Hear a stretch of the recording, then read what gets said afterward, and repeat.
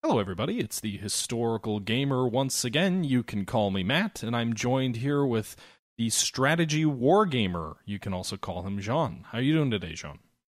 Not well, Matt. I am sober, so I'm not well at all. Wow, that's starting the podcast off strong. If I'm not drunk, nothing's okay.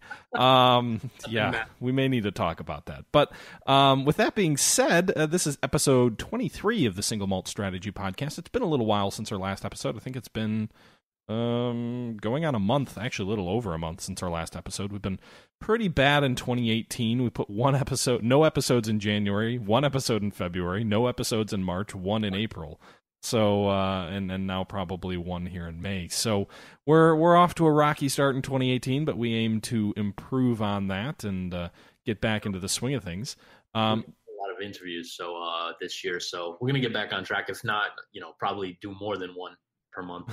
Well, a lot of interviews. I've done one with you. So we've got an interview coming up for a new strategy game, which is currently in development, which will be our next episode. But today, we, in episode 23, are talking about Paradox, because a lot of information has come out about sort of Paradox's plans for the next year or so, and that's because they just concluded their PDXCON, or it's just such a weird, I get that that's their abbreviation and everything, but to me it's weird to have a convention just PDXCON. It doesn't roll off the tongue quite as well as I would like. But PDXCON 2018, make history. So Paradox's own company convention where they kind of talk about their new games that are coming out. They talk about sort of the company, its plans, its success.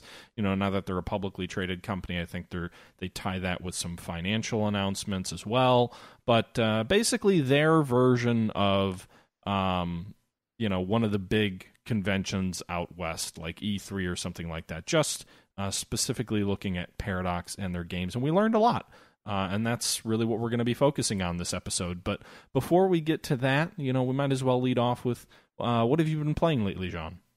A couple of games. I'll kind of go through it really quickly so we have more time for Paradox. First game I would have to say would be Rise of Liberty. So I know you played this, and I wanted to get your feedback on it. Why don't you talk about it before I provide my feedback?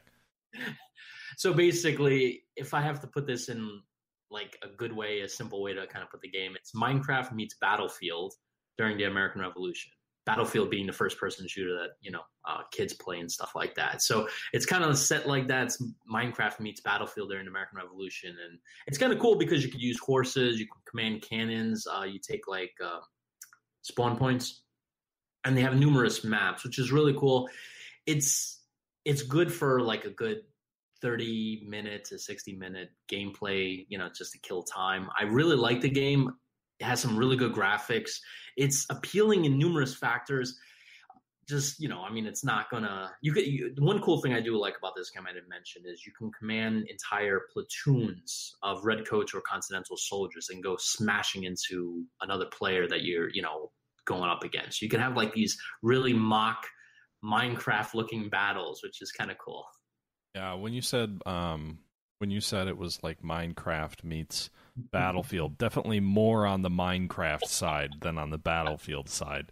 I was almost thinking it's almost like Minecraft meets Ultimate Battle Simulator, because it's like these little block characters marching around with these sort of cartoony-looking graphics, and you've got the redcoats and you've got the colonials, the Americans, and they basically just march toward each other and kill each other without any real semblance of tactics, at least at the level I played.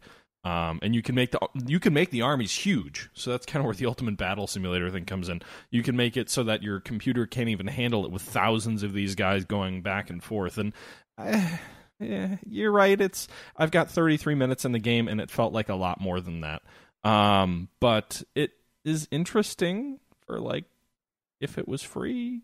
I think it was $8, so it's a pretty good price. I gotta admit. I mean, $8. I feel that's a steal. Okay. I've played mobile apps that are worse, I guess. So for the Mac and Linux fans, it's on that platform, so that's pretty sick. I mean, for a Mac fanatic like me, that's awesome. I mean, I guess you gotta take what you get, right? You don't have much choice on Mac, but it's a fun just mindless. I want to see guys march together, no tactics, line up and fire volleys upon volleys. And that's kind of cool. Like, and I think actually the guy did a really good, because I believe this is just developed by one guy. Yeah.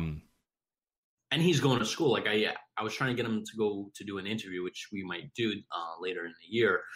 But he's just like, no, I'm in the middle of school and everything, so I can't be right now. I'm like, geez, you're doing this game and you're doing school? Because it looks perfect. I mean, the game looks like it's done by a team, not just by one guy.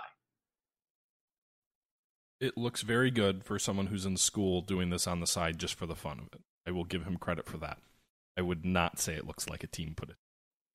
But it being like an individual who's putting together this kind of, hey, have two sides march together sort of mindlessly and just smash each other into smithereens, it's a lot of fun. It's like me putting two armies of Legos together and just blasting them to pieces, like slamming them with my fist. Like, it's entertaining for a little bit of time.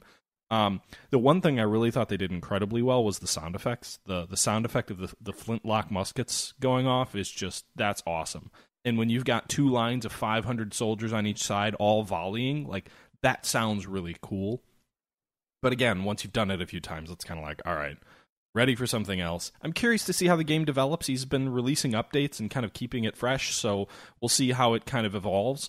But if you ever wondered what it would be like to have 1,000 Minecraft characters dressed up like Revolutionary War figures marching at each other and just shooting and blasting the hell out of each other, and you playing one of those characters if you like in a first-person shooter sort of perspective, it's a lot of fun for a few minutes. I think it's in alpha still, so I'm assuming he's going to add more and more content to this over time. And he's just releasing an update soon, or I think over the weekend or something like that, he released it. So more and more content's coming down, so I do like that. Yeah, I mean, his last update says Thursday. Hey-oh, I pretty much replaced all of the models, textures, trees, and animations. The game looks like a whole new game. So I guess I'll have to check it out because I haven't played since then. But it's interesting. I mean, I don't know if I'd spend $8 on it. It all depends on how sensitive you are for a few dollars, but it's one of those things that if I want to be a little bit mindless, I'll probably play it a little bit. Yeah, so that's I'm hoping it goes to mobile, because this is a game I would love to play on my iPhone.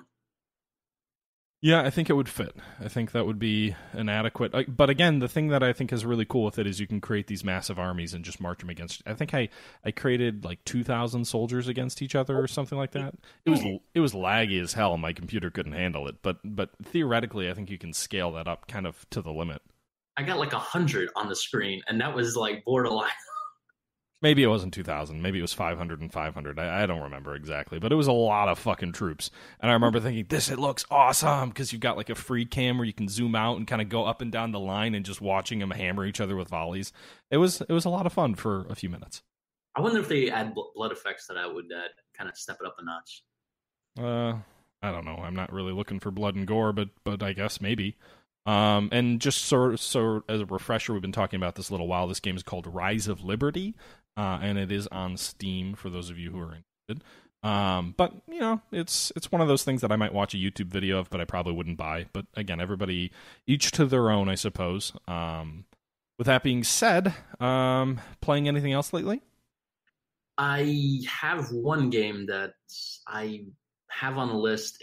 I'm probably not going to go too far into it. I want to save it for another podcast, but it's a game called The 7 Years' War. It's by a developer that's actually part of the studio that we just interviewed. And it's a game that I wanted to kind of like get a feel for before we had that interview. And it's not a lot of times I get to say this, but I was really impressed by this game. It's done by a two-man studio. It was actually, majority of the development was by one guy. Another guy came toward the end.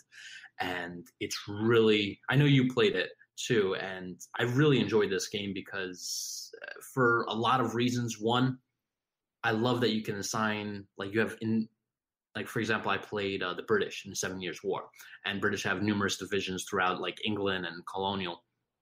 Cool thing about it is you can change out the division commanders, you can change out the regimental commanders, you can even change the weapons that they have from one different musket to another, which I thought was kind of cool, from a Brown Bess to, I guess, what else did they use besides the Brown Bess? I know the British had something else. I know the militia used the Brown Bess. Another cool like is that I took away from this game is it feels like Victoria in terms of the financial sense, where you have to build factories and manage the income and expenses of your country. But I feel it's like double. It's like Victoria on steroids almost. Well, and just for our listeners, what game are you talking about? The 7 Years' War. Okay. Yeah, so it's it's one game that I'm gonna dive more into, I guess, in a later episode. I did really like it. If you guys want to give it a look at on Steam, it's called The 7 Years' War. I forgot the name of the studio, but it was the developer's name is Oliver, and I'm gonna murder the last name, so I'm not even gonna bother pronouncing it. Mueller. Wow, holy shit! I don't know. You remember that? That's I'm lucky I remembered Oliver. Yeah, it's John, I don't know if anybody else is hearing it, but I'm really echoing pretty strong. So you might want to turn your volume down. But I'll edit this out. Okay, I'll lower it. It seems better now. Yeah, so Oliver Mueller is the developer behind the 7 Years' War.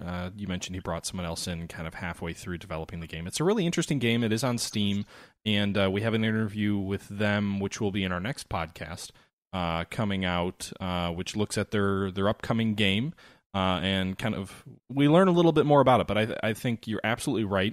There were a few times where I asked questions during that interview, and I thought, wow, I sound like an idiot, or I'm repeating my question, or this interview isn't going as great as I would like. And the individual we had on for the interview did a phenomenal job of every time we asked a question, even if it felt like it was a little bit redundant at times, bringing out a little bit of a snippet, a little bit extra, a little bit something new, something different that we hadn't asked about. And he was phenomenal at answering questions. And really, I was already excited about this game, but he certainly made me think, wow, this could be something special. I think there's a lot they're trying to do that is going to be very difficult for a company of their size to do effectively. So we'll see how it all plays out in the end. But I'm excited about it, and I think it was a tremendous interview from him, and I'm really excited to share it with everybody. Probably next week in our podcast in the following week. Yeah, so it's going to get 2 podcasts this month, so that's going to be a good thing. Well, so anyway, moving on, in terms of games, have you been playing anything else, or is it really just Rise of Liberty and the 7 Years' War? I've been playing on my own. I haven't published posted anything on my YouTube. I've been running around doing school and fire department, a whole bunch of other stuff, and my main job. But mainly stuff on my phone. I got Ambition to work. I don't know if you remember this game. I talked about it like numerous podcasts ago. It's basically Axis and Allies for the iPhone and iPad. And I did an initial review of the game like years ago. It was I gave it like top rated marks. A new development studio got it, bought the rights to it, effed it up a little bit, and somehow the game is actually now working. I don't know why I just downloaded it randomly. I was on my iPad, downloaded it, works fine. The multiplayer, everything keeps up. So that's great. And I got back to playing it. So I would say this is probably that game, and Heroes of Normandy is what I've been grinding through on my phone and my iPad while I'm on the go a lot. You come back to Heroes of Normandy quite a bit. Yeah, so the cool thing about Heroes of Normandy is I have like an ongoing game with a buddy of mine down here, and he has like basically Heroes of Normandy, Shadows of Normandy, the one with they have a Heroes of Normandy for the Russian campaign, and they also have one for A Bridge Too Far, which is really cool. And we've been literally playing through all these scenarios. It's an incredible game. So we only get to play it like once a week. That's around the time that we get to have enough time to get together and play for like 2-3 hours. So if I can't scratch that itch during those 2-3 hours, I literally just jump on my iPhone, iPad, and get creamed by another player there. Cool. Well, now that you've talked about what you're playing, I guess I'll share where I'm at right now. So I've been playing a couple of different games. I've been playing a fair amount of Steel Division Normandy 44. I played a little bit of that when it came out. I did 1 or 2 videos, but I've been playing some sort of late night multiplayer sessions with Tortuga Power and some of his followers on his Discord chat. It's been a lot of fun. I really enjoy playing that game as a co-op. and I think it's it's Paradox's published, but it's made by Eugen Systems, kind of the follow-on to the War Game series, but in World War II. It's a lot of fun. It's really interesting. I wouldn't call it like a super high fidelity war game in any ways. It's very much like a pick up and play World War II game that looks pretty, but it's not a combat mission or anything like that. Certainly not a Graviteam or anything. But it's been fun. I've also been playing a little bit of Scourge of War Waterloo. I saw that the game was on sale the other weekend, or was it last week? And kind of just spurred my interest, so I went back in there, played some scenarios. I'm really bad in that game with managing cavalry and artillery. I'm fine with marching infantry up and trying to flank units and charge and things like that, but I suck when my troops start forming square or the enemy starts forming square. I can't manage that for the life of me. So I've been playing kind of like some of the Quatre Bras scenarios where there's not cavalry in that. That's their latest game, right? The developers who made Scourge of War, they haven't made any new expansion packs or anything like that. The last expansion that came out, full disclosure, I did have a hand in some of the testing, but the last expansion that came out was Wavre, or Warv, however you pronounce it, the rear guard action between the Prussians and the French that took place at the same time as Waterloo, but like, I don't know, however many miles was it east of the main battle, that kind of held up Grouchy and his 30,000 French from arriving and helping out Napoleon and kind of doomed the French army. Right, yeah. So that was the last DLC that came out for that. So they've kind of covered the whole campaign, if you will. They've got Quatre Bras and Ligny, the pair of battles that occurred right before Waterloo. They've got Waterloo, and then they've got Wavre, which occurs just after Waterloo. But that game was on sale, I think, last week. I'm not sure if it still is on sale or not. But I've been playing a bit of that, and then I've also been playing a little bit of Rule the Waves again. So I've started a new series on Twitch that's looking at Rule the Waves, playing as the Confederates, so a hypothetical confederacy in independent Confederate states, starting in 1900 and kind of playing my way through. And that's been really interesting and a lot of fun. Someone pointed me to the fact that Rule the Waves 2, which is supposed to come out, I think, later this year, they've actually announced some of the features that are going to be in there. That could be an episode in of itself. I may make a video about it. But I'm really excited for some of the features that they brought up. I mean, for example, you're now going to be able to trigger invasions where you want them. So rather than like a random event triggering to cause certain actions, you'll have more say, which to me seems appropriate. If you're an admiral of the fleet, it shouldn't be totally random where you fight. Convoy actions, things like that are going to be a little bit more in your control as a player, and that's really exciting to me. So I've been playing a bit of that as well. Sounds fun. I know it's coming out later this year, right? I think so. I need to go back and double check. Don't quote me on that, but I believe it's coming out later this year. So there's a number of games coming out this year. There's a lot of expansion packs, especially from Paradox, that have been announced. I know one of them's coming out in Q4 2018. That's one of the, I guess, do you want to like jump into the Paradox stuff, I guess? What a great segue. Oh my goodness, the Strategy Wargamer, that was a perfect segue into our next topic. So, as we mentioned at the start of this episode, Paradox just had their annual convention where they kind of provide their roadmap and sort of their plans, or what they're willing to share anyway. And there were several different things that they announced, one of them which, if we're going to stick with the naval theme, I think the first one we can kind of talk about, and frankly, we don't know a lot about it, but the first one we can kind of talk about is Hearts of Iron 4's getting a DLC called Man the Guns, which is going to be a naval-themed expansion pack to Hearts of Iron 4. So, the way that they write up the description here is from the battles of the Atlantic and convoy escorts in the west to the island hopping and carrier battles in the east, the course of World War II was shaped by fighting on the seas. Men and women filled the dockyards of the world, making the mighty warships that would prove decisive in humankind's greatest crisis. Based on that, what do you take? What do you take from that can improve? Like, that doesn't announce any features. It doesn't even give you a hint of what it's going to do for you. Ships.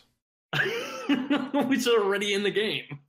Sort of. I mean, so I'm excited about this for one reason. Hearts of Iron, to me, has always been a European-centric game. The way that, to me, it seems like, and this is just my perception because of the way I've played and the way I've seen others play, but Hearts of Iron has always really focused on Germany and the Western Allies and Russia. And it's always really been about the land campaigns of, the initial German armament, the overrunning of Europe, and then the Allied counteroffensives. And it's always been really focused on land combat. That's where the game has shown and done well, and that's where the game really seems to focus and drive its energy. Asia was always an afterthought. They've kind of remedied that a bit with the Waking the Tiger expansion, which came out earlier this year. But it was never a naval game. And I think that's really a shame, because to me, World War II is really a naval war. Yeah, that doesn't take anything away from the Eastern Front and the massive struggle between Russia and Germany. But outside of the Eastern Front, the Western Allies campaign against Germany was fundamentally a logistics campaign that was fought and won on the high seas, and then the land campaign came after. You could argue Russia won World War II in Europe on the land. That's certainly a fair argument, but the naval campaigns were central to the Western Allies' participation. North Africa, all of that takes place as a result of winning the Battle of the Mediterranean. Same goes for Sicily, same goes for Italy, same goes for Normandy. These land campaigns are set up by a struggle on the sea. And even more so, if you look at the Pacific, that was a naval war. In every regards, the United States campaign there was a naval campaign. The British a little bit less so, the Chinese obviously less so, but Japan was a maritime power. So all of the majority of their power, a lot of the rationale behind them even attacking America and sort of starting the wider war, it had already been occurring between France and Japan, but a lot of the rationale, it relies on a naval campaign. So to have the naval element be the weakest part of the game, and it always has been, to be the weakest part of the game seems a little bit paradoxical. Like, it doesn't seem like it's World War II, at least in the Pacific, if you can't get naval combat right. And frankly, from the British perspective, you're missing half the war if you ignore the Battle of the Atlantic. So I'm really excited about that. Maybe it's just because I'm someone who grew up watching over and over and over Victory at Sea. I think that was what it was called, Victory at Sea. The VHS set, 10 episodes about all of World War II, like this documentary set. But to me, it just seems like the game has always really missed a central element of World War II by not really covering the naval side well. So I'm excited about it. I'm a little skeptical.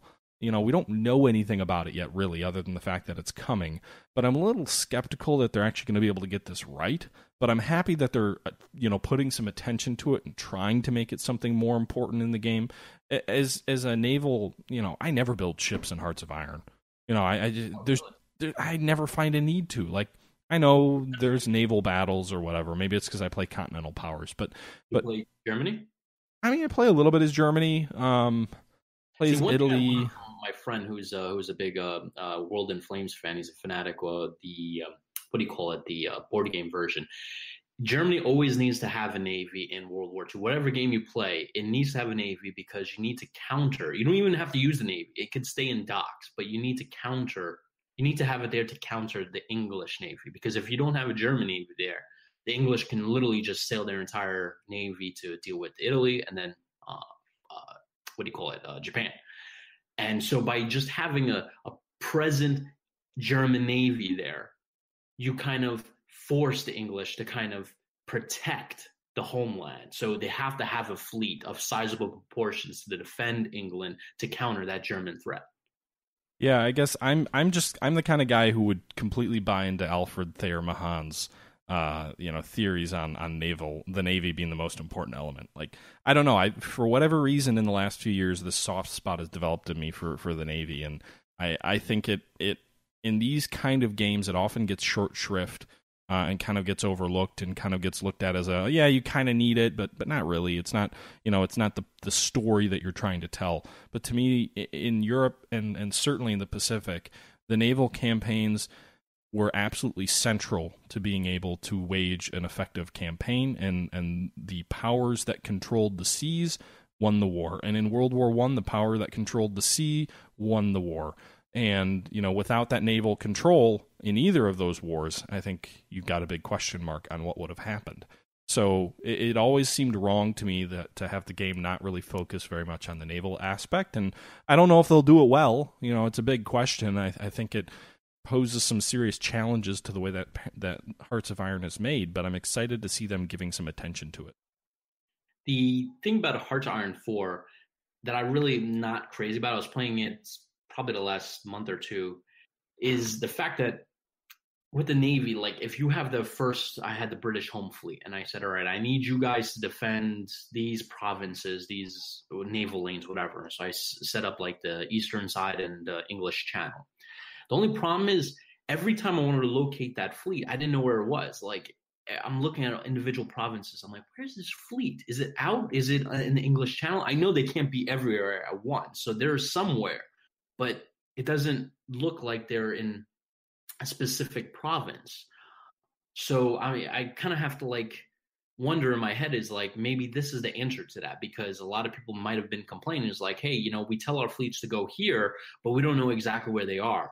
Now, I know for me in Hearts of Iron 3, that was very different because you could have for example, I had the United States fleet, and I would basically position it between, I would say, the northeast quadrant of Midway to react to any Japanese attack, maybe on Midway or the Aleutians or anything like that. So I would have it in a specific province. So I knew where that fleet was all the time, and I knew how far the sorties I can send out. They usually go like 1 or 2 provinces out, naval sea lane wise.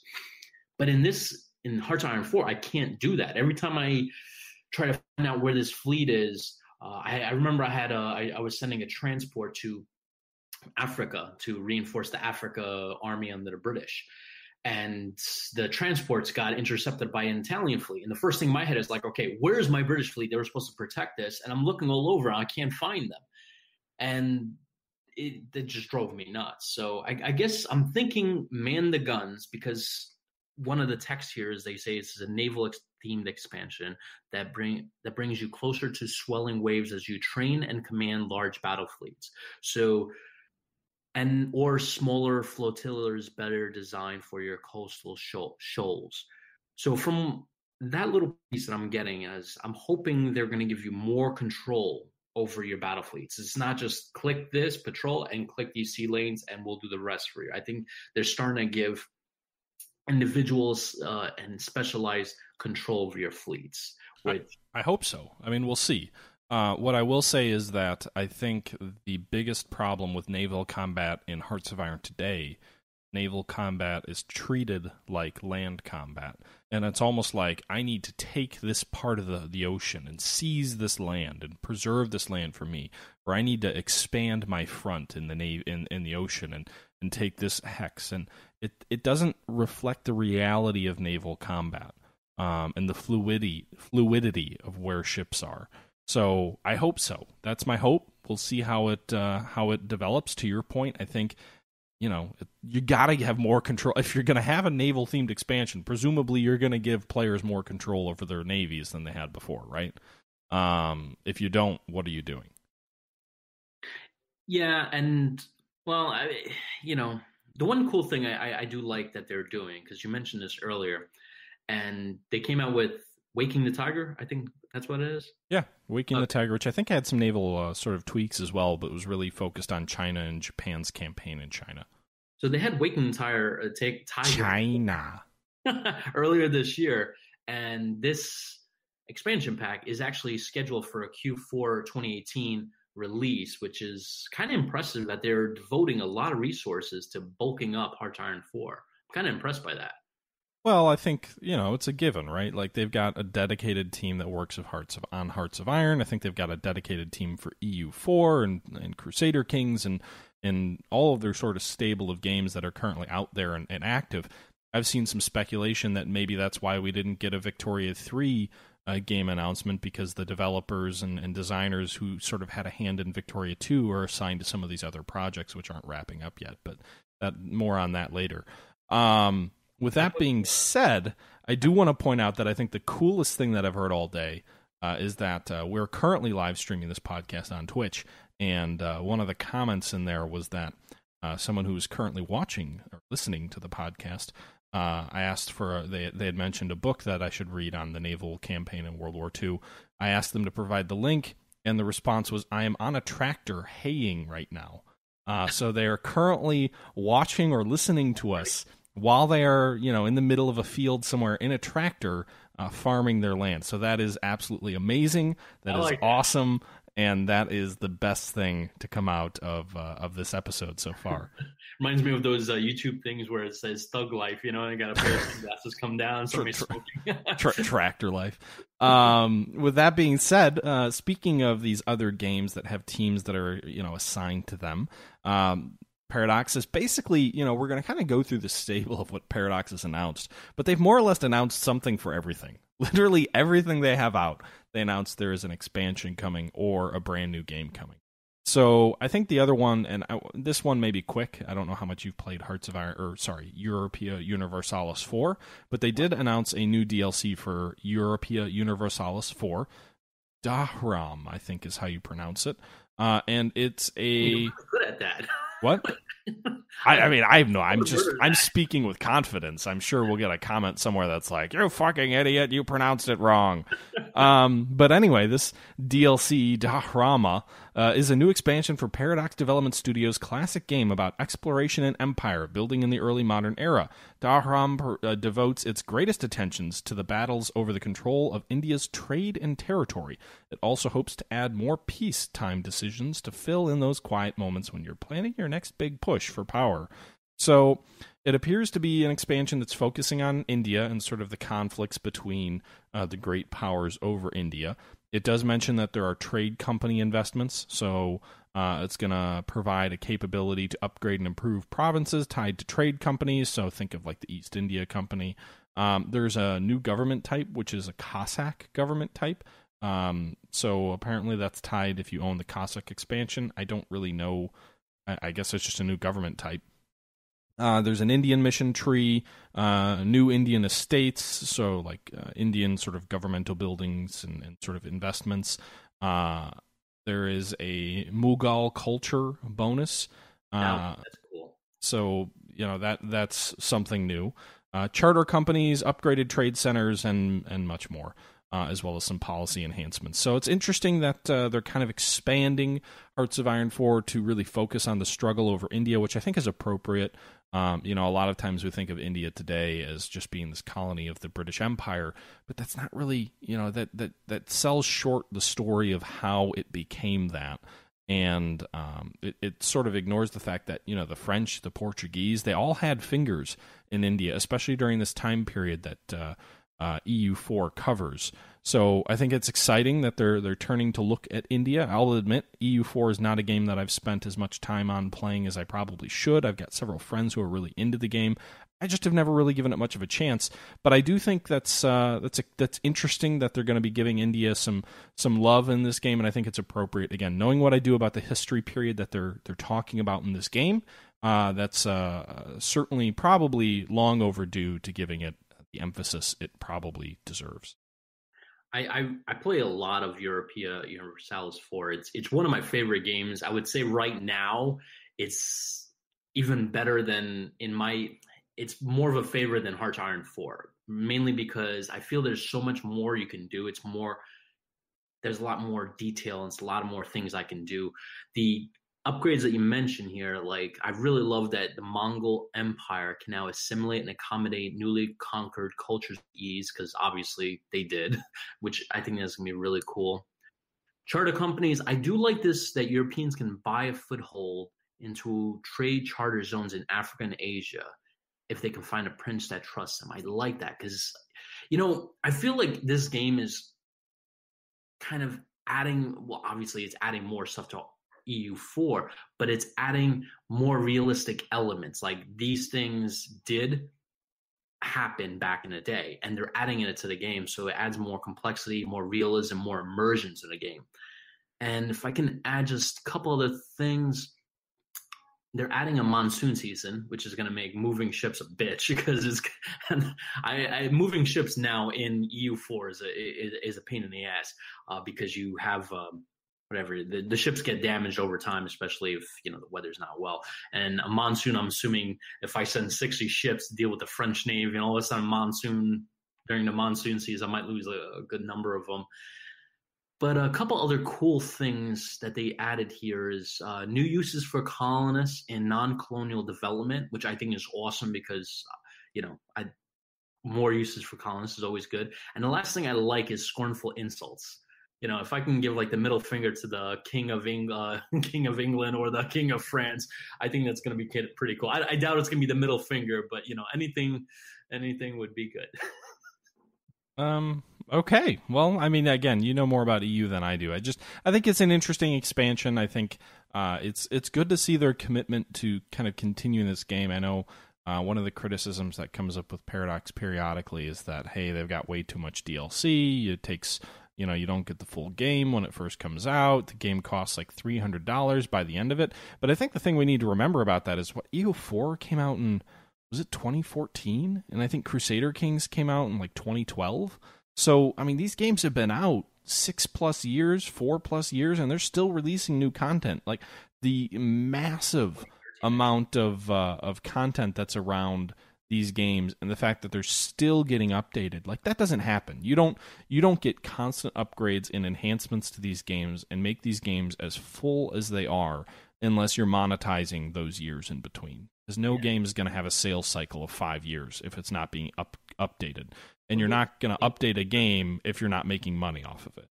Yeah, and then these bundles come, like right now it's 10% off for the EU. It's at $175.37.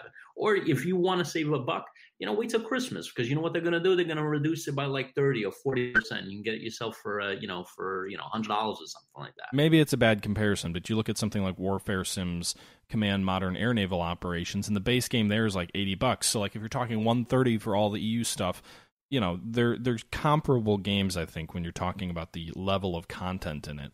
And hey, if you really enjoy the game and it's going to be developed constantly over 5, 6, 7 years, to each their own, but I think it's more than worth it. And if you wait till you get a holiday sale or something like that, they tend to drop the prices by like 50 or 75% on the DLC anyway.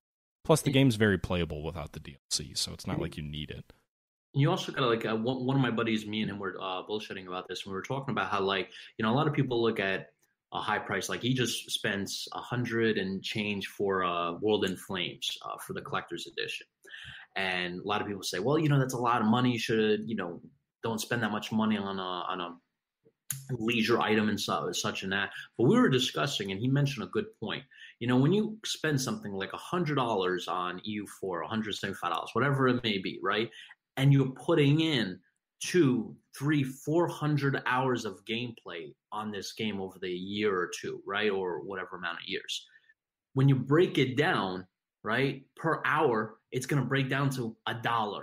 So literally you can do one or two things. You can go to the movie theater and spend $10 to $20 or $30 to see Avengers, Infinity War, right? Or you could buy yourself EU4 and spend hundreds of hours, and it breaks down to that 1 hour, $1, Or you could not you cannot spend any money there. You can go to Twitch, you can watch my channel, and you can, if you have an Amazon Prime membership for free, you can give me a subscription.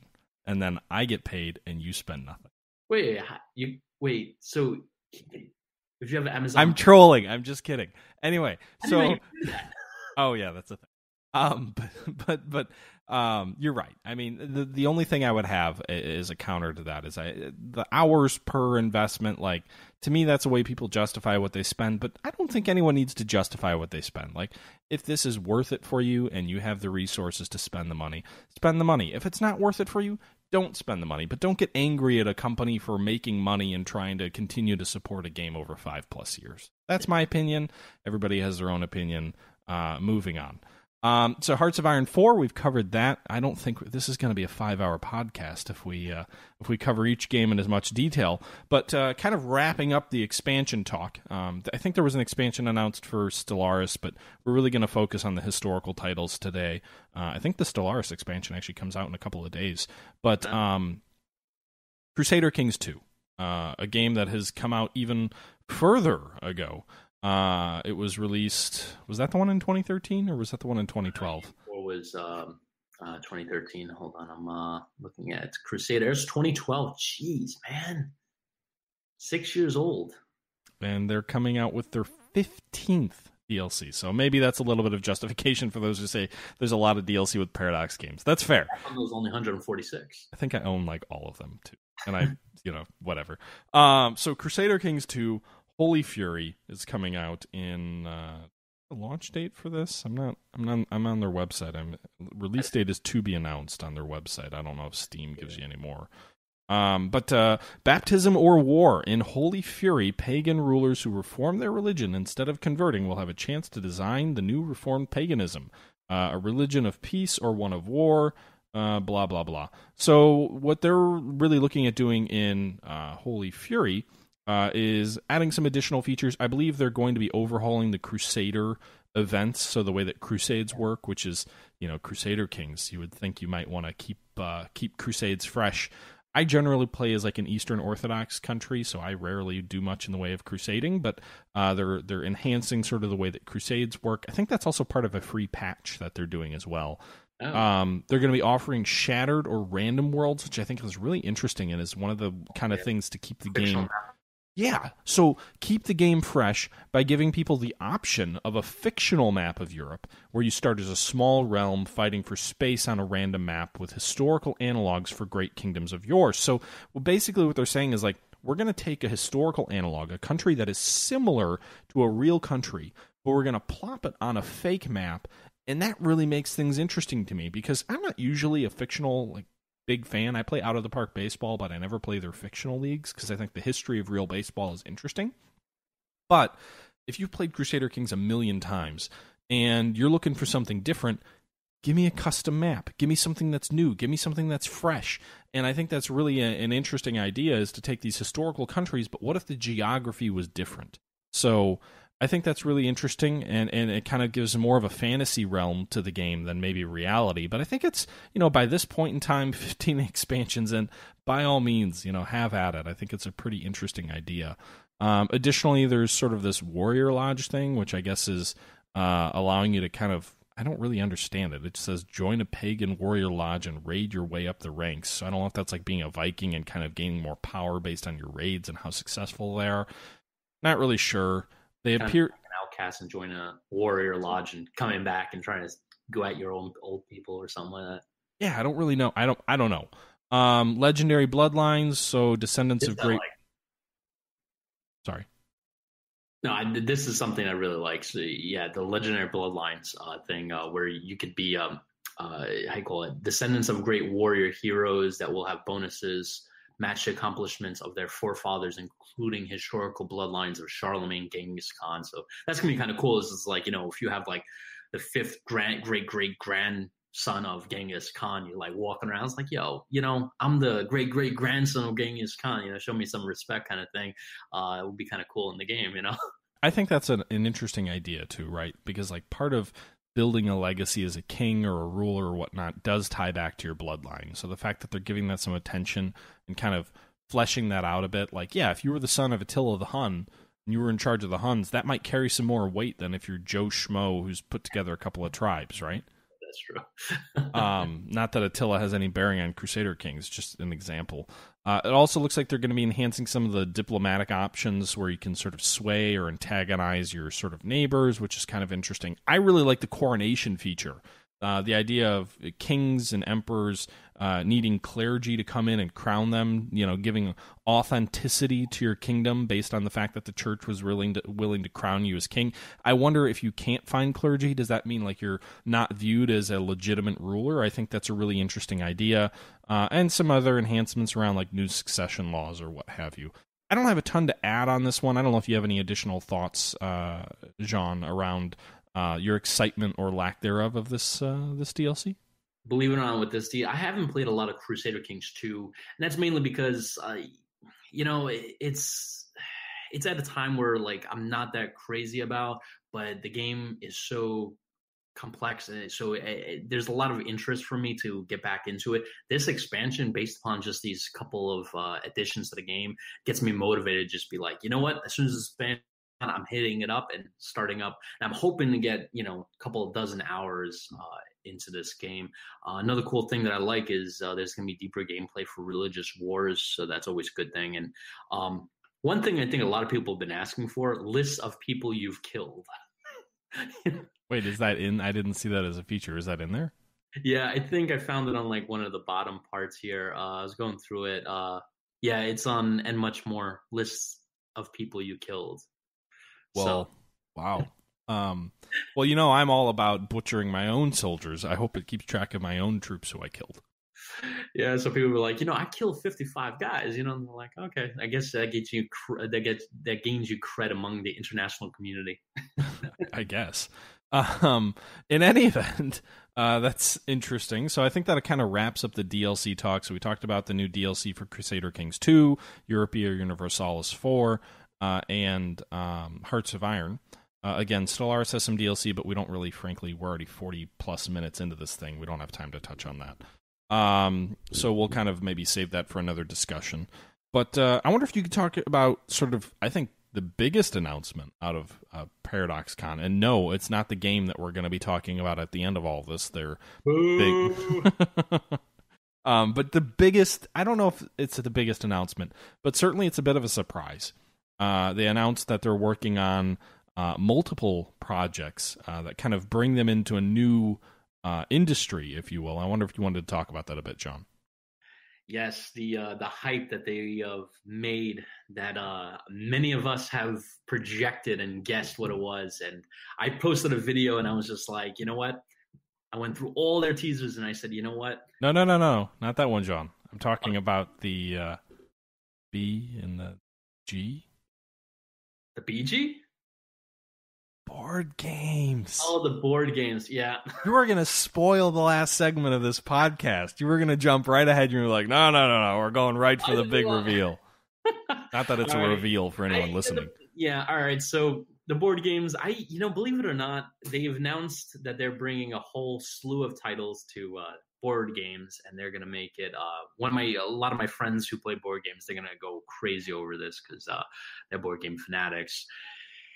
They're bringing Crusader Kings. This is going to be the first title that's going to be up for bid, and it's actually on Kickstarter right now. You could actually get the initial pledge, which is $46, a nice copy of the game. I am interested in this because I'm getting into board games a lot lately, and to play my favorite PC titles with my board game friends would be awesome. I'm looking at the Crusader Kings map here. It's small. It's definitely like a tenth the size of the map that you see in the actual PC game. So it's more of a mix between like an RPG and Crusader Kings, the way I look at it. I don't know how it's all going to flesh out. So I'm going to hold my opinion. I'm very interested in it. I'm probably going to back the project primarily because the box art looks pretty sick, and I would love for this to be hanging on my wall just to be like, dude, that's Crusader Kings, that's Hearts of Iron, and that's EU4, and it's kind of ballin', but it would be kind of neat. Your check is in the mail from Paradox.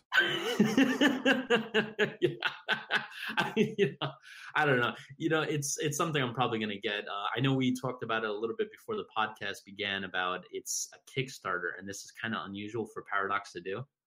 Yeah, so first off, just in case we didn't make it clear, Paradox is working on board games. As you said, Crusader Kings is kind of the first one, but they're also going to be doing board games for Hearts of Iron, Europa-Universalis, and Cities Skyline. So it seems like board games may be the next sort of channel, if you will, the next revenue stream for Paradox. I imagine it will be small relative to their digital footprint. I think it's interesting. I think Crusader Kings has the potential to really make a tremendous board game, depending on how it's designed. I haven't looked a ton into the Kickstarter, but I think the story elements behind Crusader Kings and the fact that it's really about struggles between families to gain power, struggle between rival countries to gain power. I think Crusader Kings really does have a kernel of a great board game. I think it has to transition. I know you said the map is small. I'm happy about that. I think they have to bring it up to 20,000 feet. You can't have 500 kingdoms or whatever, or duchies or small principalities struggling against each other in a board game. You just can't do it. But I think if they bring it up a level, 20,000 feet, key families in Europe struggling against each other, struggling against themselves, have card events that come in that sort of tell this narrative. I think Crusader Kings has the making of a tremendous board game, and I'm excited to see how that shapes out. I don't know if I'll kickstart it, but I'll definitely buy it when it comes out. The units that they have, like the detail is absolutely insane. I mean, it's absolutely beautiful. You're talking about on like the actual physical pieces that you put on the board? Yeah, it's absolutely like crazy, the detail on it. Yeah, I think I think they put a lot of love and care into it based on what they've shown so far, and I think it's interesting and exciting. Everything I said about Crusader Kings probably applies to Europa-Universalis. I think they're to me, both of those games are story driven, they're personality driven, they're about the leaders, they're about the country, they're about the struggle for power. Hearts of Iron is, but it's different. And I worry about Hearts of Iron being made into a board game. I think I don't know how they're going to make sure it's not Axis and Allies, which is a great game in of itself, but I don't want another Axis and Allies game. I don't know how Hearts of Iron is different than Axis and Allies when you turn it into a board game. I suppose they could go into more detail. They could have sort of production and industrial elements or cards or whatever. I don't know. I guess we'll see. I think that one's further along. They haven't really released anything other than the fact that it's going to be coming. But Hearts of Iron, it's not a tactical war game. And to me, if it's going to be a board game, it either needs to be a tactical war game or it needs to be a strategic war game. And I think you and I would both agree Hearts of Iron is a strategic war game. But I don't know how they're going to model it. And I'm not terribly excited about that as a board game. Yeah, I feel like if they move the game not to be like a Axis and Allies, lean it more toward like a World in Flames kind of game, but a little less complicated, they wouldn't meet a nice sweet spot. It's kind of like almost like, I guess I'm putting it into PC terms, like make it a tablet and don't make it a piece, don't make it a laptop, make it a hybrid, kind of like a Surface Pro kind of thing, like a nice right in the middle, kind of between. Don't make it Axis and Allies where it's too simple, and don't make it World in Flames where it's too complicated. Make it right in the middle so you can get a nice game going that'll take a couple of weeks to play out, not months like World in Flames and not hours like Axis and Allies. I think they'll meet a nice sweet spot right in between. Yeah, it doesn't. I think if it just plays out in a couple of hours is fine. I don't know. I'm trying to get more into board games. We've been doing with my wife and cousin and her cousin's boyfriend. We've been doing like these sort of monthly board game parties. I feel like Crusader Kings is the kind of game that I could get them to play because it's really a story-driven game. I don't see any of them wanting to play Hearts of Iron. So for me, selfishly, to me, Crusader Kings, because of the narrative behind it, it makes for a better war game or a better board game conversion. I guess we'll see how they make, is Hearts of Iron going to be about the generals and the strategy? Is it going to be about the production? Like, how do fronts work? Like, I don't know. I'm worried it's going to be Axis and Allies and just have a Hearts of Iron skin, which, okay, but I've played that a million times before. And I think they got an overwhelming response to this because I think they gave the 30-day mark, right? So 28 days. You're talking about for Crusader Kings? Yeah, for Crusader Kings. So they have so the game I think launched 2 days ago. I mean the Kickstarter, launched 2 days ago. They have 2,357 backers. Their original goal was $57,057. I don't know why it's $57,000. $57,057. I'm sure that probably means something. But as of right now, their actual amount that they generate is $202,139. So you must have refreshed before I did because I'm showing $204,471. Oh shit! They got $2,000 in the last minute. Hey, that $2,000 paradox. That's from me. So send me that check, please. But yeah, I think obviously there's been a tremendous response to the Crusader Kings board game. I'm debating kickstarting it as well, although I'll probably wait for it to just come out. I'm waiting to see it in a Target near me or something. Got a board game section. That would be cool. Yeah. But here's the thing. I think it's interesting. I'm kind of torn on this. How do you feel about a major multi-million-dollar company using Kickstarter to greenlight their project? One or two ways. I feel like Kickstarter is coming to the point where a good example is the Australian design group, which actually makes World in Flames. And I'm a little bit of getting fanatic with World in Flames lately. I've been watching videos and talking with my buddies about it. They are a long time running company. They've been, I think, around since the 80s, and they still continuously make World in Flames. And they made a collector's edition, and they put out the collector's edition on Kickstarter.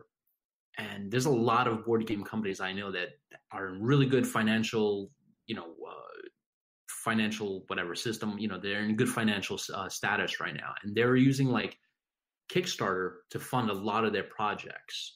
Even though they probably could afford it, a lot of without having to go to Kickstarter, they're doing that. And I feel like Kickstarter now is, yeah, it's good because it gives the design studio and the publisher money. But I feel Kickstarter is more like almost like public exposure. They can release a press release, hey, we're making this.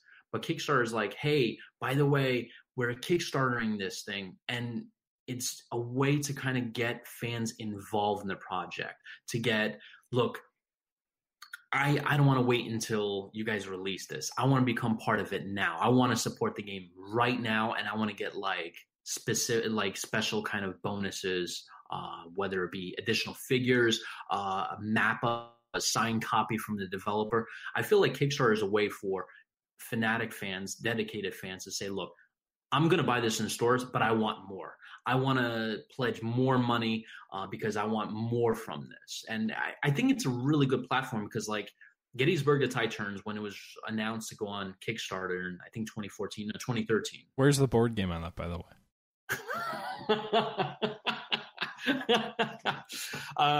Oh, wait, the company went bankrupt. Oh, okay. Yeah, I know. And since then, I haven't Kickstarted anything. So I've been hesitant until, like, so something like this would get me to contribute money for a Kickstarter because I love Crusader-Kings. I know Paradox is going to deliver, right? Well, they're a public company and they're doing very well, so I think we're pretty confident they're not going to go bankrupt. By the way, their stock is like tripled since they went public, like just over a year ago. Oh, jeez. They're doing really well. But I completely agree with you. I think I agree that's what Kickstarter is being used for board game developers, and I guess I don't have an issue with it being used.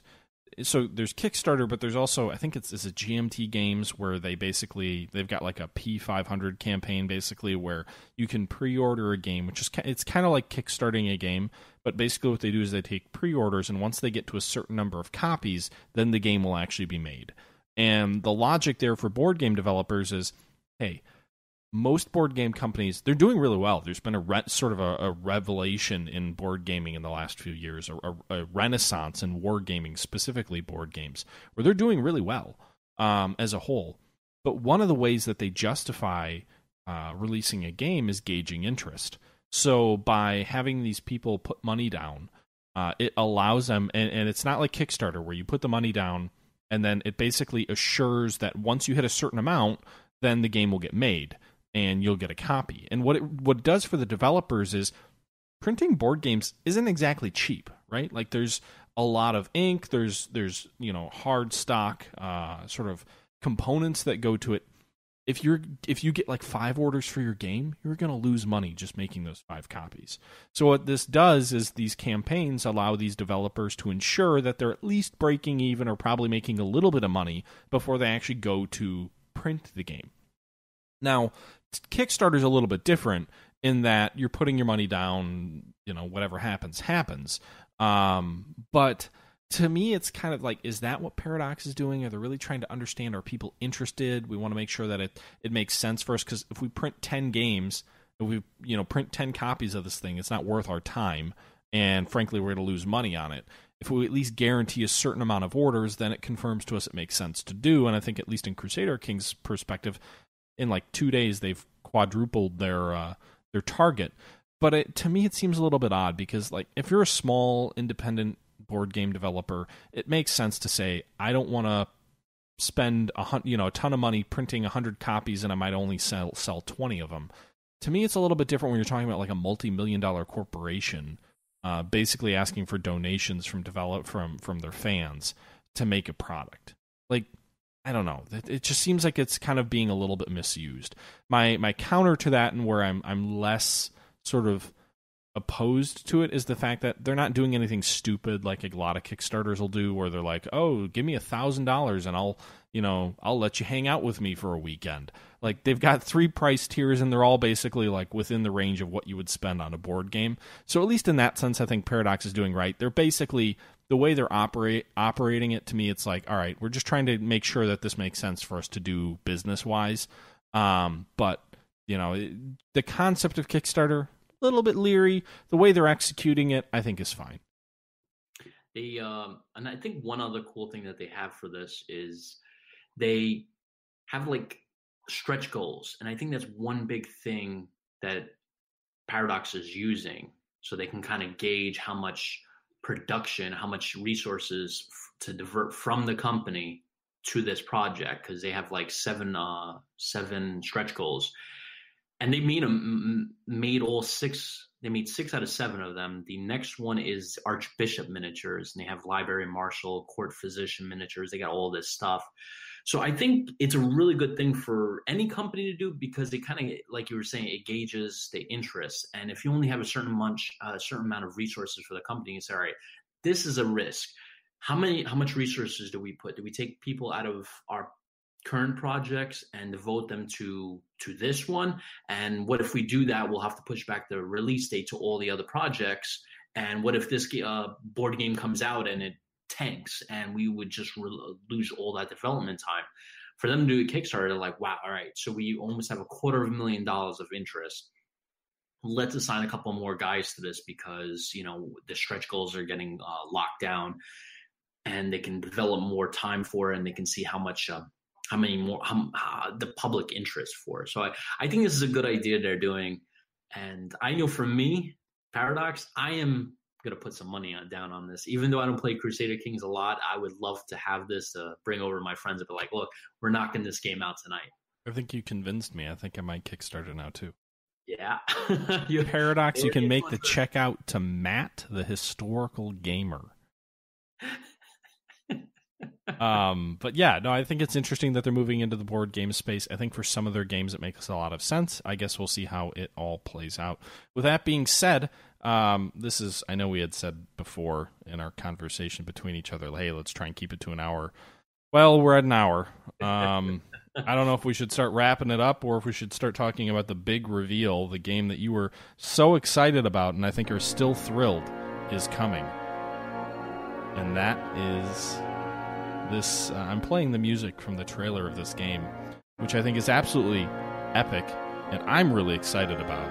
I know you may have a different feeling, and the game that we're talking about is Paradox's newest announcement, and that is... I've been catfished. I don't know what that is, but it is the upcoming game, the newest IP, the first IP that they're releasing since Hearts of Iron 4.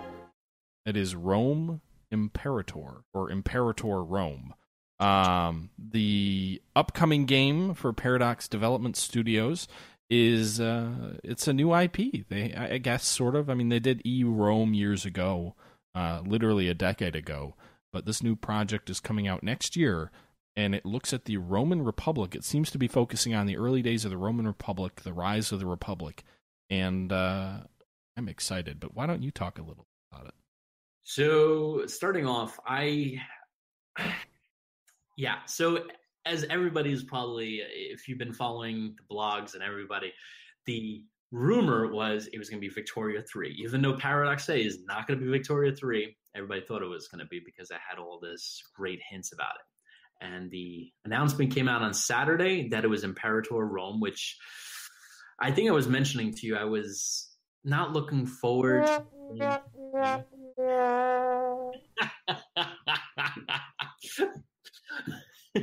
Yes, exactly. However, honestly, looking at the game, looking at the screenshots, I am motivated for this game. I'm surprised I'm saying this, but looking at this game, looking at the screenshots, I have to tell you that this game is like Rome Total War meets Victoria. I feel like it feels like a merge between those two games. Because one thing that I wanted Rome Total War to have, and this might not seem like a big issue for a lot of our listeners, but I wanted real numbers in Rome Total War. I don't want like a 500-man army going up against a 750-man army. Like these are not realistic numbers. Back in the Roman days, you had armies as large as 30,000, as large as 100,000 men, and you can't properly facilitate that in Total War, but you can in this game. And I think that this will be the game that's going to knock out any other Roman period game. I think this is going to be the bar none, the what do you call it? Not default, but this is going to set the bar for the best total. I was going to say Total War. This is going to set the bar for the best Roman game ever, because Paradox is something amazing, which is, they do great strategic warfare and they do great politics, and they do great economy games like Victoria. And I feel combining all that is going to be perfect. I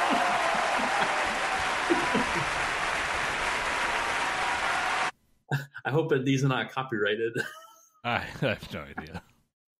But, honestly, like you have diverse population, citizens, freemen, tribesmen, slaves. They were also saying in the teasers that you have minorities. I guess some of these are going to be minorities. You're going to have to manage that. You're going to have to manage the Senate, to hold your court together in a monarchy. You're going to have to deal with barbarians, rebellions. You're going to deal with all the shit that the Romans had to deal with in this game, which is going to be awesome. What do you think about this game? Your first reaction when you saw it? My first reaction was, "Hey, Jean, I told you so." We had a discussion. I think the day tell me that, didn't you? the day before. I think you had just posted this video on your YouTube that it said like, "I'm so excited, guys! I think it's gonna be Vicky 3. I think it's gonna be Victoria 3." And I was just gone. No, it's gonna be Rome.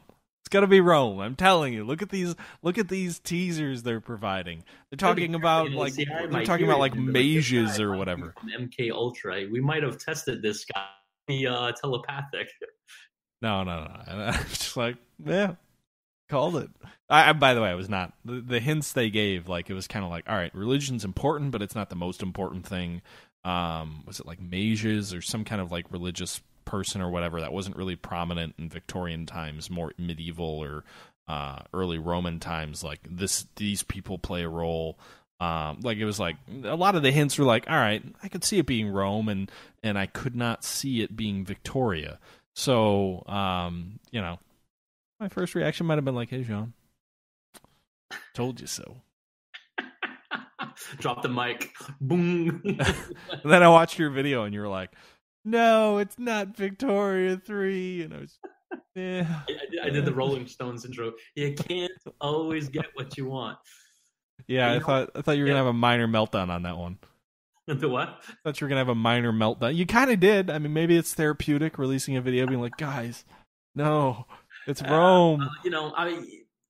It would have been like if this game doesn't look as beautiful as it does, I would probably had a little bit of a minor meltdown. But looking at the screenshots, and people, you got to look at the screenshots. It looks Civilization 6 graphics. I mean, looking at the mountains, looking at the trees, the detail is just, it looks like Civilization 6 in terms of graphics. It's absolutely beautiful. This is the best gameplay engine that they've released ever. Graphically speaking. Yes. Like, have you played the game? Like, that seems like a broad statement. But I mean, so that's interesting you say that, though, because I've had multiple people be like, it looks just like Rome, like Rome 2, Total War. Looks just like the map looks the same. And I could see both. I do think it looks good. I think, we'll see what comes of it. I'm excited about it. I have some reservations. I think Rome is a fascinating period. It's exciting to me to see Paradox branch out beyond their stable of sort of 3 core IPs. Like, to me, and I may be missing something here, so like Stellaris they make, but it's not really a core IP. They've made one of them. Their core products are Victoria, EU, and CK. Those are like their staple games. Like if they were EA, God forbid, that would be their FIFA, their Madden, their NBA or NHL or whatever the hell. That would be their core stable of games that they go back to regularly and keep repeating and keep innovating and keep, iterating on. And that's really what Paradox Development Studios does, right? Those games. And they've got Stellaris, which is a new IP, but it's not one of their historical IPs. It's a fictional. And it's exciting to me to see them branching out. I think in some ways Stellaris is safe in terms of a game that they're making because 4X space strategy games are just big. Like, it's of any of the strategy game genres, it seems like those always have the big sellers. Sins of a Solar Empire was huge. I remember when Matrix brought oh my goodness, their 4X space strategy game, when they brought that to Steam. Out here. Distant Worlds. When they brought Distant Worlds to Steam, it was like in the top 10 on Steam for like 2 weeks for like a Matrix game. This crazy ultra detailed space game. Yeah, these, for whatever reason, 4X space games seem to be a thing. And so in some ways, Paradox sort of bringing that to their core game platform wasn't much of a risk. Rome is, because I think, when you look at games that Paradox has done outside of the big three of Crusader-Kings, EU, and Victoria, like, okay, they did, what was it? March of the Eagles. Basically Napoleonic Hearts of Iron. That flopped. That didn't give one DLC. That thing just died. Yeah. EU Rome did not do well. Yeah, I didn't even pick that one up. Yeah, 10 years ago. Did not do well. They haven't done a lot successfully outside of their core historical games. And so to me it's exciting to see them branching out. To me it's them saying, listen, we're not just these 3 games as a development studio. We can do other games. We can do them well. We have passion for more than just these 3 topics. And that's exciting to see. I also think that it's an opportunity for them to take some bigger risks because it's not one of their 3 core games, and it allows them to try some new things that they might be interested in bringing out in Crusader Kings 3. They might be interested in bringing out in Victoria 3 and Hearts and EU 5. We're talking a decade out for some of these games maybe. But they can try some new gameplay mechanics.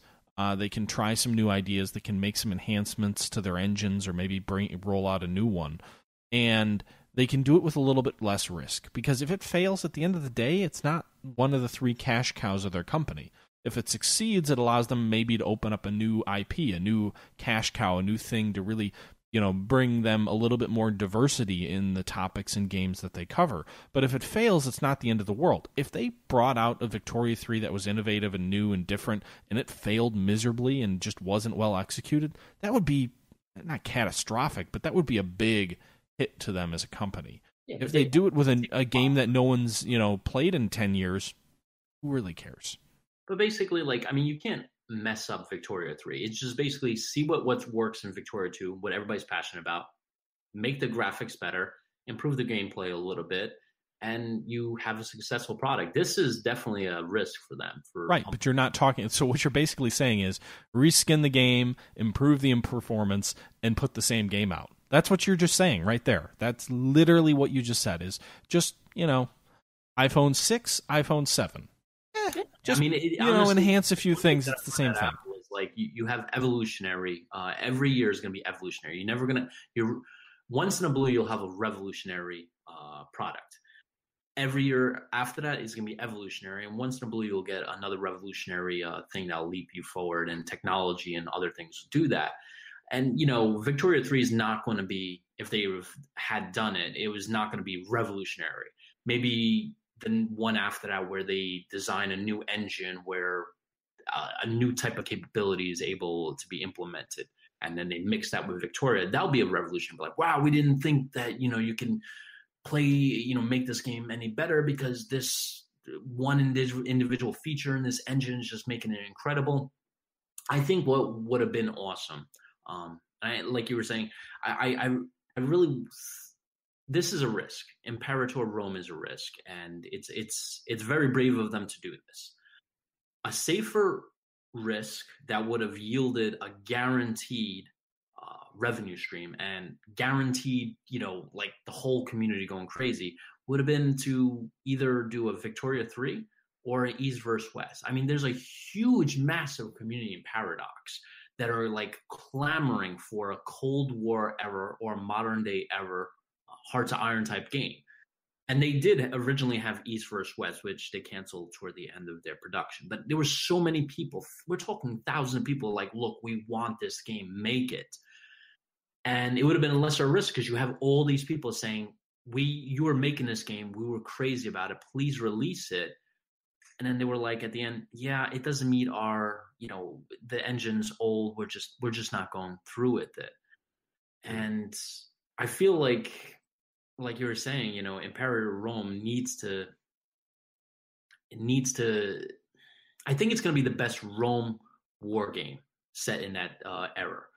I just don't know if it's going to be enough because, like, you have a lot of historical games. You have Crusader-Kings that takes a huge portion of, it brings a different element to that era of gaming. Then you have EU4 for people that want like not a Victorian but colonial kind of era kind of game where you expanding throughout like unknown territory, colonizing America and all that stuff.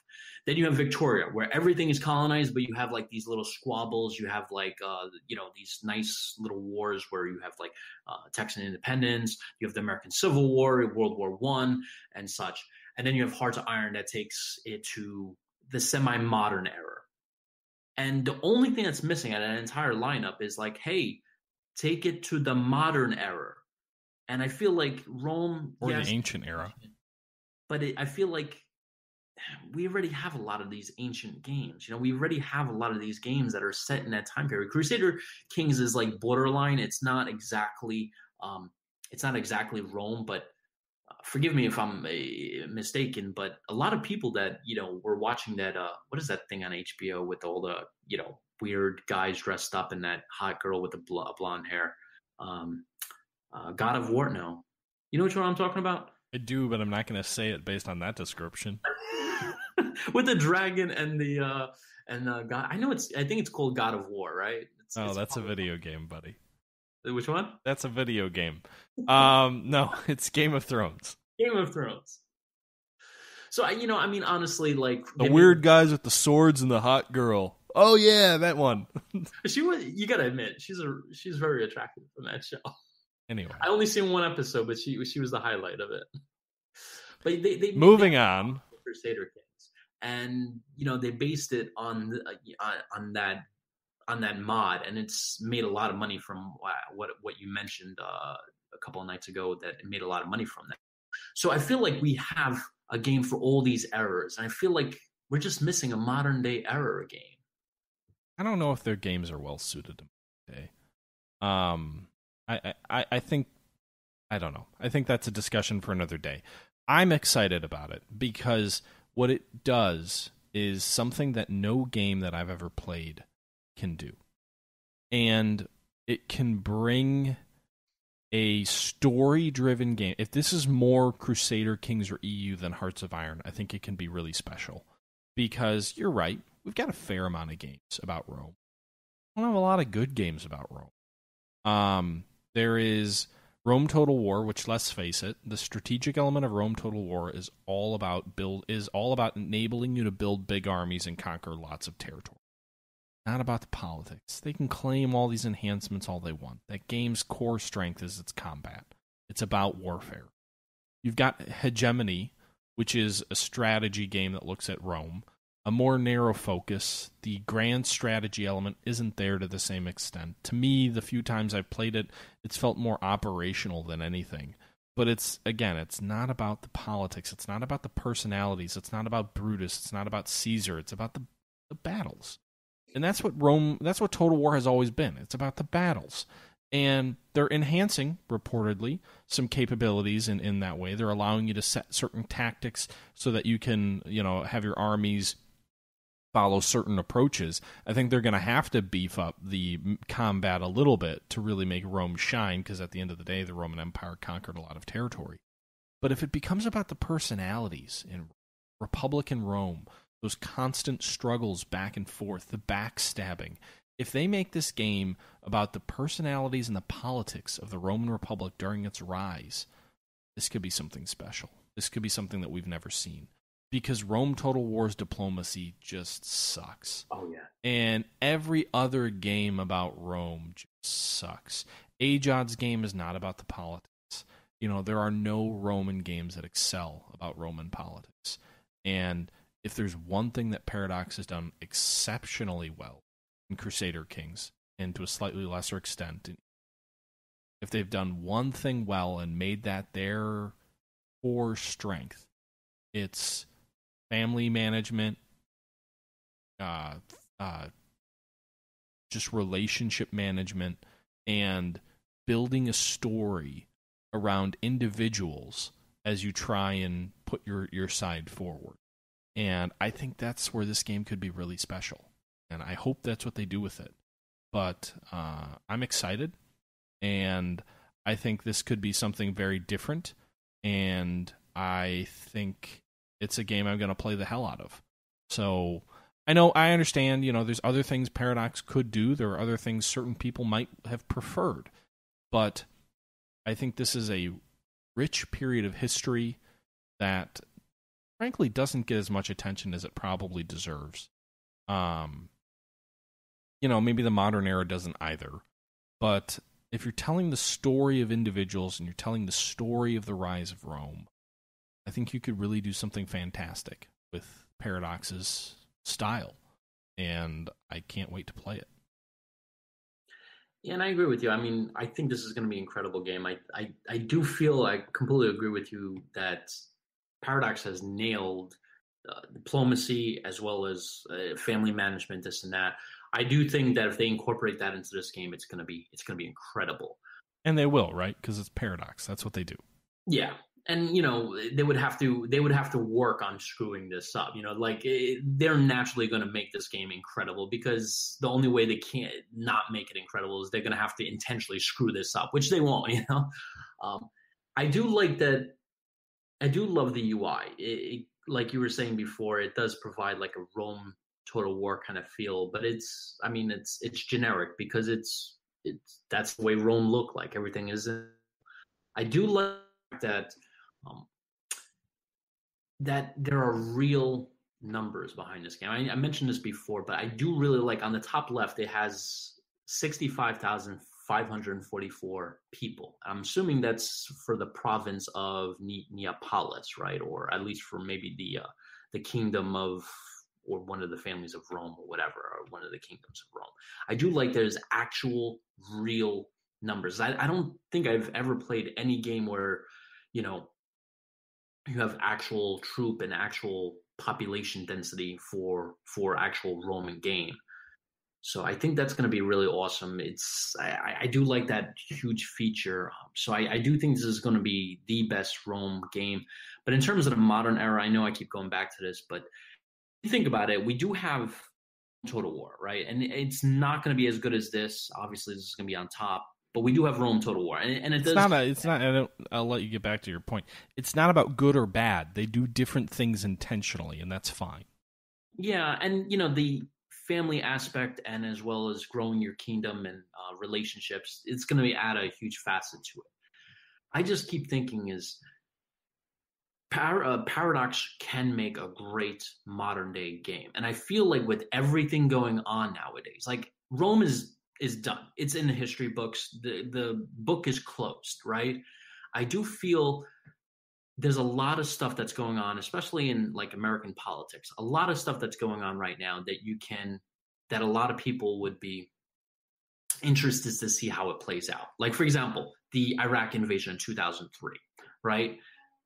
I feel like Paradox can take all these conflicts, the Iraq invasion, the 91 invasion, Vietnam, Cold War, all these things. And the cool thing and that Paradox can do is can give the players, all right, you're in charge of US, have at it. try to deal with the Vietnam conflict, try to deal with the Gulf conflict, see what you can do about Al-Qaeda. Do you need to invade the Iraq during the 2003 conflict? Is there another way around it? Can you take out Saddam and maybe stabilize the country afterward? I feel like no game has tried to approach that. Mainly, I don't know if it's because they're worried about, public response. Oh, this is, too much of a fresh conflict. I don't feel like that's a key. That's really a big factor. I just feel that I don't know if everybody's hesitant to do it or they don't have an interest. But I feel like it would be a great strategy and a great war game, because it would put the player in a perfect what if scenario and relate it to modern day. Okay, like I want to see if I can honestly play a strategy game from Paradox where it's 2003.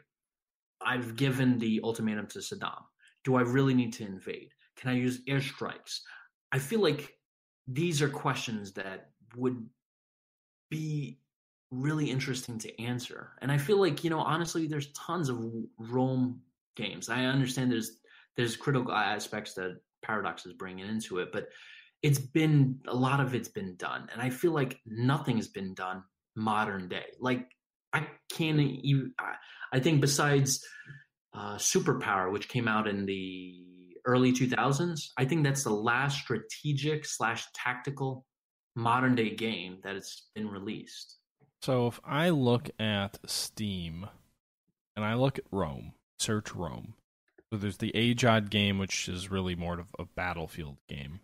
There's Hegemony.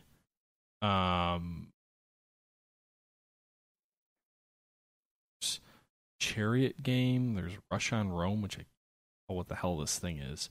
There's Civ, like there's Rome Caesar or whatever, which is like a Sim City for Rome.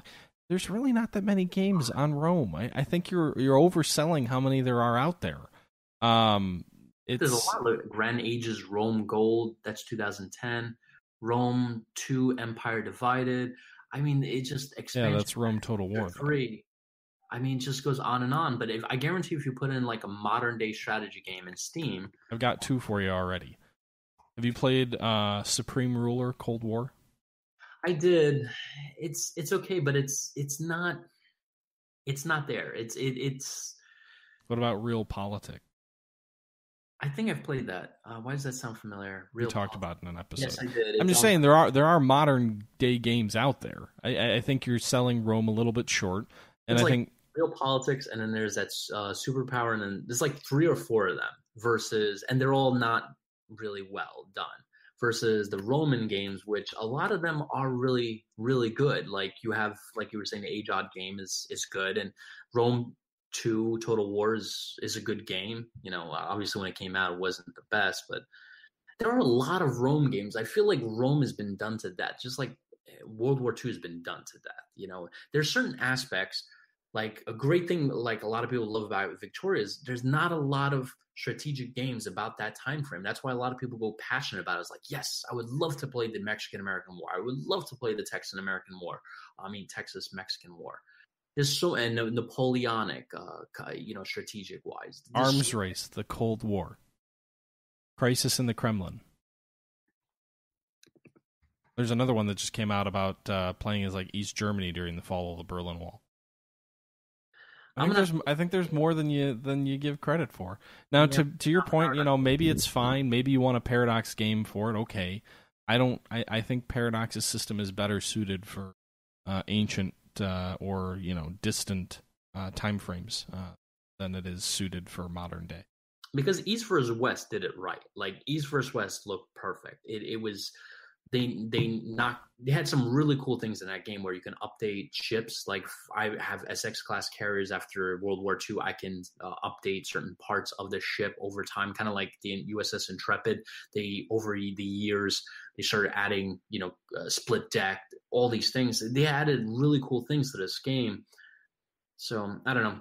I feel like your comments, frankly, are more directed toward what you would like rather than what Paradox typically makes. Like when you're talking about Vietnam, the Gulf War, like Paradox really doesn't do wars. Like, that's not their focus outside of Hearts of Iron. But they're diplomatic, individual, personal games. The conflicts themselves are very, very abstract at like a 30,000 foot level. Yeah, maybe you're right. I mean, that engine that they have for EU4 Crusader-Kings will be perfect to mix with this. However, I do feel with the Hearts of Iron 4 engine, mixed with the ideas that they had with East versus West, you would have a perfect Cold War era game. It doesn't have to be just one war. It could be a combination of all those conflicts leading up to today. Like, make a modern day conflict with, what's going on in North Korea. That would be a great game, where it sets in, 2016 or 2017 with Trump taking office. And that's one of the scenario start points. All right, how do you deal with the North Korean conflict? And you can say, all right, well, I'm going to do this, and maybe have to get involved militarily and see how that works out. Those what if scenarios, I feel, are going to make a game great. And I feel like it's going to do it with Rome because, obviously people are going to play Rome. They're going to see, all right, let's see how far I can conquer. And there's always like when you play Paradox games, it always comes down to what if scenarios. A lot of people try to go off the beaten path, Yeah. No, I mean, to each their own. And obviously I know we've brought it up on multiple episodes in the past. You really would have liked East versus West to be made. Maybe someday. I did post something on my Twitter where I wrote something like after they were closing out Paradox's PDXCON, whatever they call it. I wrote back something like, I did. Hold on, let me see. Yeah, I put it right here. They had like a little picture of one guy giving something about like, I think EU4.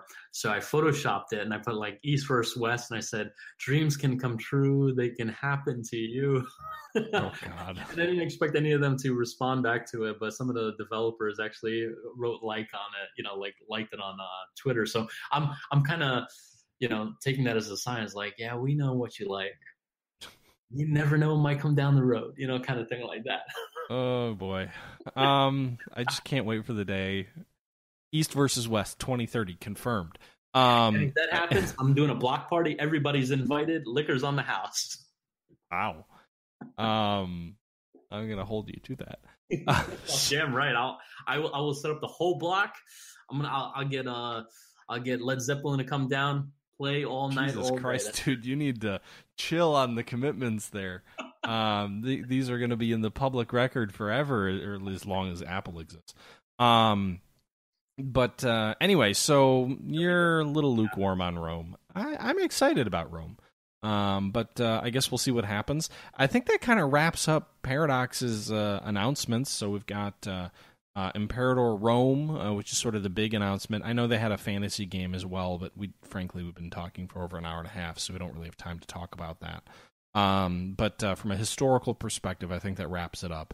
They've announced Imperator Rome, Crusader King, Hearts of Iron, and Europa-Universalis DLC. A lot of other things were talked about and discussed. They also announced board games for those 3 games that we announced, as well as City Skyline.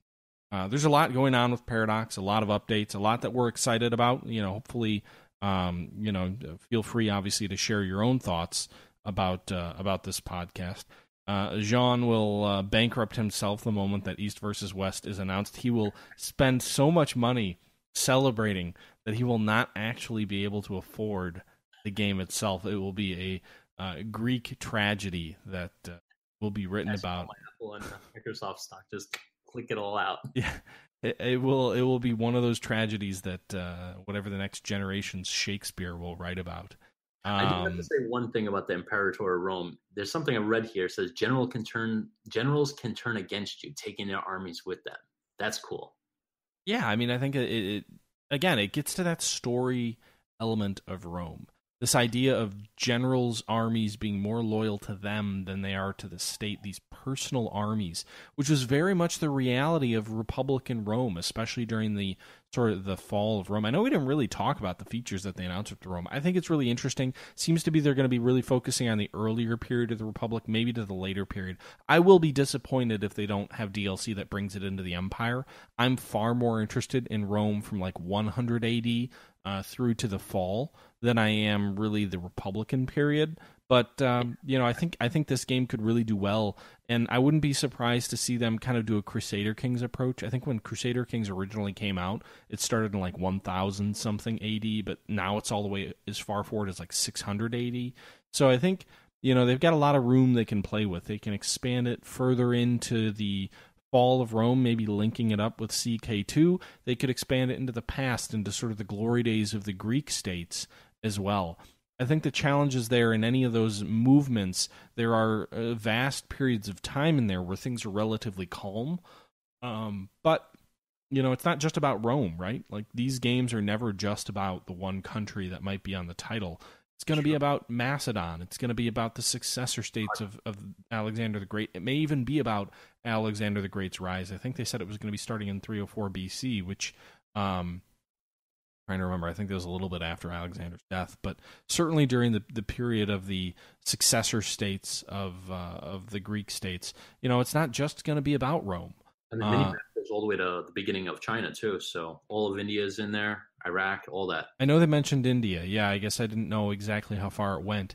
So, I mean, this is going to be a vast, vast campaign map to play on. So, again, when you say Rome, not really Rome. It goes beyond that. And Alexander the Great, that's going to be, that'll be incredible. That'll probably be a DLC, right? Like, let's be real. $19.99, fork over your money.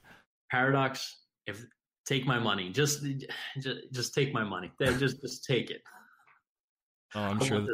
All right. Well, you already said you were going to spend all this money on your block party, so I don't know how much you have left. Although I guess East versus West isn't coming yet, so maybe not. But I mean, I'm excited about it. I think it is a really interesting potential. I think it's something that they can try some things out. I know you said it's risky. It's risky in some regards. It's an opportunity in others. I think it lets them innovate and try new things more freely than they otherwise would. But obviously, if it doesn't go well, I really hope it's not another March of the Eagles where the game launches and then dies, 6 months after it comes out. But we'll see. So with that being said, I know I've been rambling for a while, and I probably should have wrapped this up a while ago. But ParadoxCon 2018, a lot of information coming out, a lot that strategy gamers are going to want to pay attention to, a lot that we're paying attention to.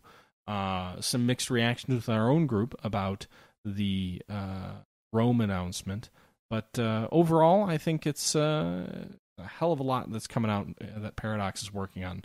No one can say that they're resting on their laurels. No, definitely not. With that being said, I know, Jean, you're not drinking anything tonight, but I am in the process of finishing a bottle of Pinot Noir by Quail Creek, which is the cheapest Pinot Noir I found on the rack. So, it's adequate. It's fruity. It's interesting. It's red wine. No scotch for me tonight. What'd you say? I'm trying to age my water here. You're aged. A fine aged water. Yes, from vintage May 21st of 2018. About 25 minutes old. From Nestlé. Nestlé. I prefer my La Croix flavored water. Some sparkling elements to it, a little bit of mango, a hint of mango. It really hits the palate soft, but then becomes stronger as the bubbles hit the tongue. But anyway, it's getting weird now. So anything you wanted to leave us with, Jean, tonight? No, I would just like to say tune in for the next episode, which is going to come out later this month. There's a lot of the game that the developer that we interviewed, the game got me so motivated.